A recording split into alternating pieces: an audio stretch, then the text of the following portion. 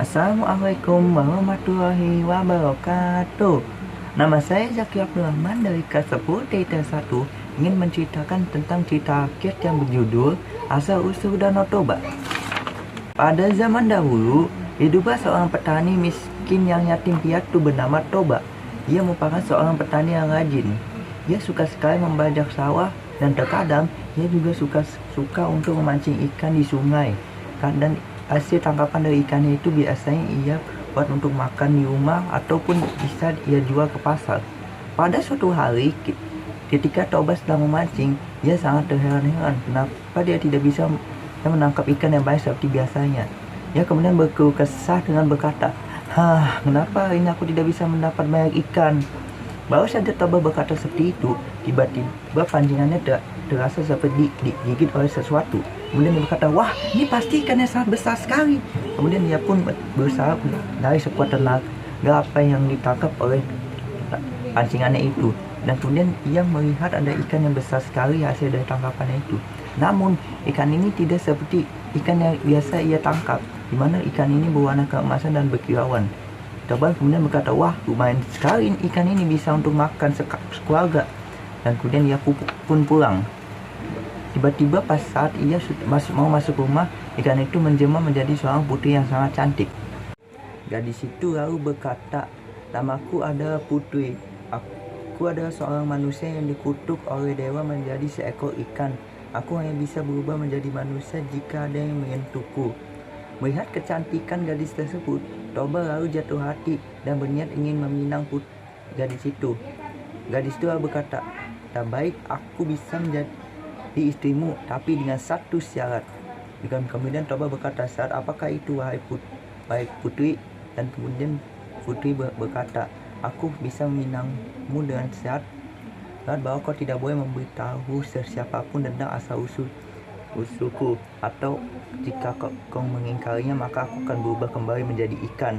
Dan kemudian Toba berkata, oke, aku berjanji. Dan selama beberapa tahun mereka berbahagia mempunyai seorang hingga anak, akhirnya dan anak itu diberi nama Samosil.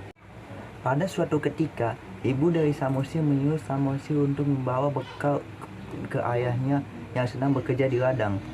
Samosil lalu menurutinya dan kemudian ia bergegas menuju ke ladang. Namun saat di perjalanan menuju ke ladang, ia sangat lapar dan kemudian ia berkata dalam hati, aduh, aku lapar sekali. Apa aku makan saja bekal yang diberi oleh ibuku? Dan kemudian ia pun langsung berkata, sudah, aku makan sajalah. Dan kemudian ia membuka bekal yang diberikan oleh ibunya itu yang awalnya diniatkan untuk ayahnya, tapi kemudian ia makan sedikit demi sedikit hingga akhirnya hanya tersisa sedikit saja makanan yang ada di bekal tersebut. Samosil lalu menemui ayahnya, dan saat ayahnya membuka bekal makanan tersebut, ayahnya sangat terkejut karena dia mengetahui bahwa bekal makanannya tinggal sedikit. Mengetahui bahwa yang makan itu adalah Samosil, anaknya sendiri, dia kemudian marah sambil berkata, dasar anak kurang ajar, memang benar-benar mendengar itu, mendengar perkataan ayahnya tersebut, Samosil kembali pulang. Dan kemudian ibunya yang melihat ia menangis bertanya kepadanya, hei Samosil, kenapa kamu menangis? Sudah diberikan-kah bekalnya kepada ayahmu? Dan kemudian Samosil berkata, sudah ibu, tapi tidak tahu kenapa ayah mau memarahiku. Dia bilang bahwa aku adalah keturunan ikan. Apakah itu benar ibu? Ibunya yang sangat marah mendengar perkataan dari Samosil, lalu memberitahu Samosil untuk pergi ke bukit yang sangat tinggi. Setelah itu, putri yang sangat sakit hati melihat bahwa suami tidak dapat menepati janji untuk tidak memberitahukan asal usulnya, lalu pergi ke sungai yang terdekat dan kemudian ia terjun ke dalam sungai itu dan berubah kembali menjadi ikan. Dan sungai tersebut tiba-tiba berubah menjadi danau yang sangat luas dan Toba mati tenggelam di dalamnya.